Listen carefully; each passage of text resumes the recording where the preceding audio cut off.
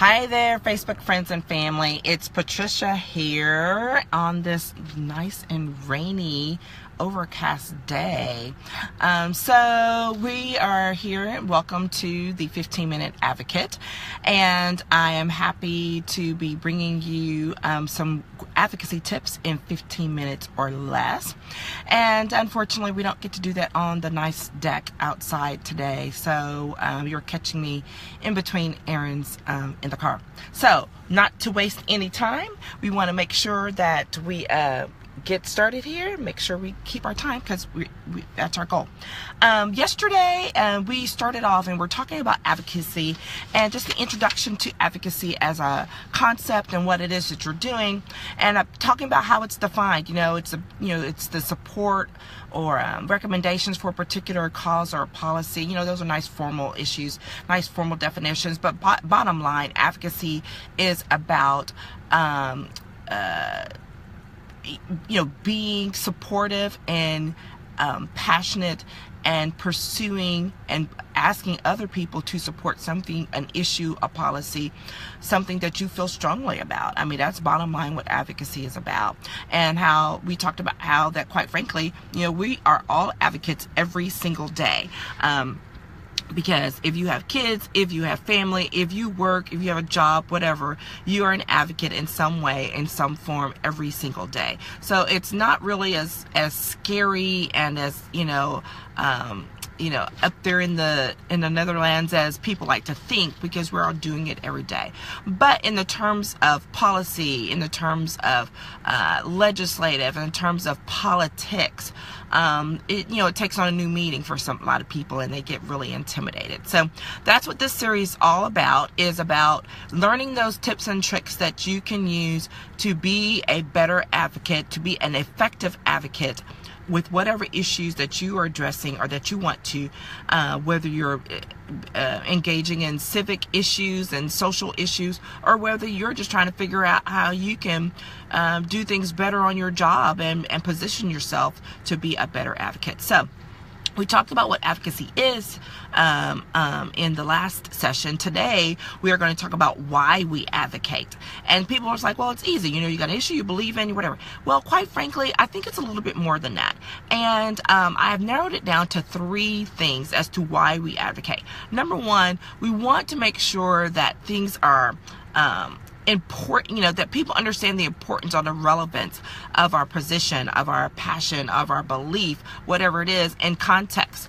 And so that's when it kind of, you get worked up and you're like, I have to go do something. And whether it's speaking up, whether it's writing a letter, making a presentation, that's when we start utilizing advocacy skills and knowledge in order to put things in place. But what is really behind that? Why are we doing that? Because it's when we understand our why that we can also become better advocates, or when we understand other people's why, we can understand why they are advocating and taking a position that they are. And quite frankly, and we'll talk about this later in future sessions, when you understand the why of what someone's doing, oh my gosh, it is so extremely powerful. Because when you understand why, it's not just that, oh, well, you can now know how to respond to them, but it's a matter of understanding them and being able to engage them at a completely different level. And that is very powerful. It doesn't mean you're always going to pull someone over to what you believe or you think, but it does mean that you can probably get a better chance of getting their ear, catching their ear, and having them receive you well. So just remember that understanding the why is really, really important when you're being an advocate, when you're learning how to put your thoughts, your beliefs, your passion out there, and asking others to support you in that process, or for that cause, or whatever it is. So here are the 3 things that I think are really important to understanding the why of being a good, strong advocate. Number 1, most people are put in a position to advocate to right a wrong. They believe that there's something wrong, whether there's a policy, whether there's an issue, whether it's how their child was treated in the classroom, whether it's how you are being overlooked for that job promotion. what makes you want to speak up and to do something about that is to correct the wrong that has been perceived. Now, here's the thing.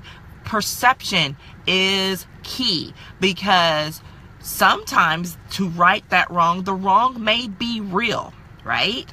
Sometimes the wrong may not be real, but it may be perceived as a real wrong in the eyes of the person who is bringing forth the issue. That is really, really important. But here's the thing, just because someone perceives something that is wrong that let's say the recipient or someone else does not perceive as wrong, does not make it any less real or less of an issue, because you do still have an issue. Because what's that old saying? Perception is reality. So it's really important to treat it, even if you don't agree with someone who's coming to you with an issue, or even if you're taking your issue and you're projecting it to someone and they don't necessarily, they may not take you, quote, seriously. Remember, perception is reality. And you can help someone say, and you acknowledge that by saying, I know you may not think that this is important because you may believe otherwise, but here's why I believe it's important, because here's the reason why I believe this is a wrong that needs to be corrected. So that is the first thing, is to right a wrong. The second reason why we advocate is to inform, because we can be out there and we can realize, oh my gosh, there's so much going on. It's bad information, or lack of information, or not enough information. And so people will decide, I've got to get out there and say something, do something, be something, because they see what they perceive as a lack of information that is valid, that is valuable, or that is effective, that is in the marketplace. So again, same type of example. Let's say that you have a child who's having problems at school, and the teacher doesn't realize that your child has a sleep issue, or is involved in sports and athletics that keeps them up late at night, and so that may impact. Well, guess what? That information can be valuable to how that child is dealt with in the future in the classroom. Doesn't mean there's exceptions made, but it does help the teacher to address the issue, or to know where that child is positioned. So that's providing that information. Or let's say there's an issue that you're very passionate about, and you want to go to a policymaker, someone who is in a position of authority to make decisions about how that policy is ultimately implemented. But perhaps they don't have all the information. Maybe there's new information that you need to share with them to help them make a more informed decision. Same difference, let's go with the work situation. Maybe your boss doesn't know that you spent 40 extra hours working on that project. Maybe they don't know that because you haven't told them. Someone else hasn't told them, because all they see is the 60 hours that your coworker has put in on it. So you have to make sure you step up to inform the person who's making the decision, who's having an impact on your issue, to make sure that they have all the information that they need to make a better decision, to make an informed decision. And that is definitely a reason why someone will step up in order to put themselves in the position of being an advocate, or to advocate more strongly for something. Okay, that's number 2. The time goes fast. Number 3, maybe there's something that needs to be created anew. Maybe there's something that needs to be addressed in a new fashion, needs to be innovative. It doesn't exist already. And that is why you step up, or someone may step up to say, we need to do X, right? Because what is out there already is not working. It's not effective. It's underutilized, right? And so there's maybe what you and some people have come up with is a new way to address an old situation. But you have to stand up and say, hey, this doesn't work anymore, or I believe there's a new way, there's new information, there's new processes that can help to address this situation, to address this issue, so that it can be better, it can be more effective, or it can solve this problem. Because that's really a lot what advocacy is about, right? Is getting out there to help solve a problem, real or perceived, to address an issue that exists. And so you want to be able to offer something new that can be helpful to the process, to the problem, to the situation. And so that's a great thing. I mean, let's say if you're at the local elementary school and they've never done a fundraiser, and you have the great idea for a fundraiser. They've done a fundraiser, but it's been a different kind, or one that hasn't worked as well. Well, hey, guess what? I'm going to come up and advocate for us doing a fundraiser, and maybe it's around, let's have a Halloween carnival, and here's how we can do it, and here's how it can be. It has been effective in other places before.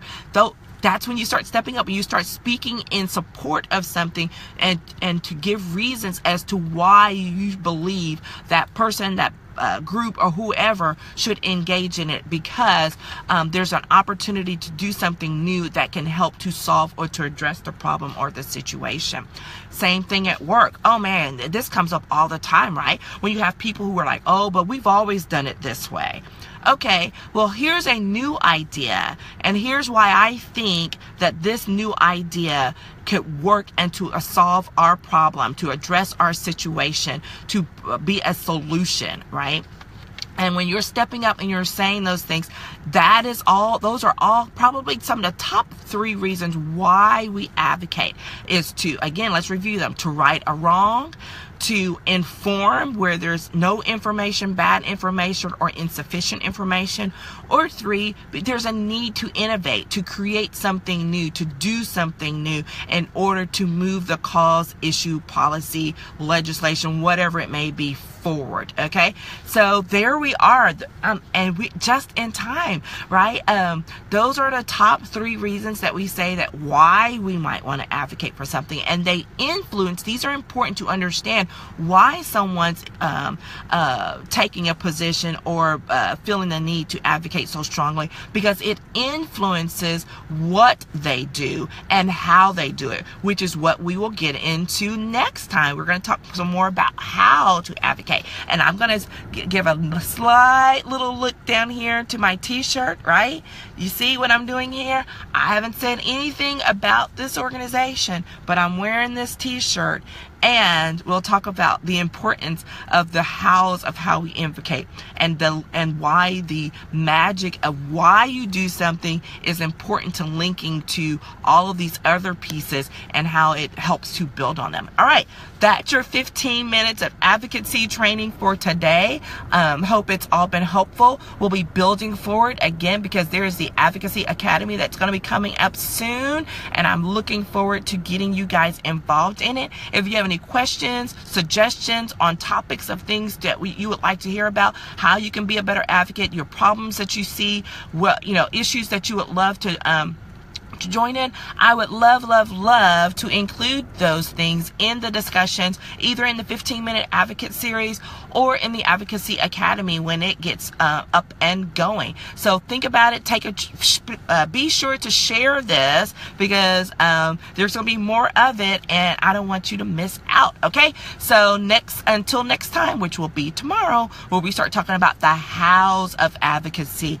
Little subliminal messaging here, how we can be better advocates and how we can do it more effectively. All right, thanks everyone, and I will talk to you later. Bye-bye.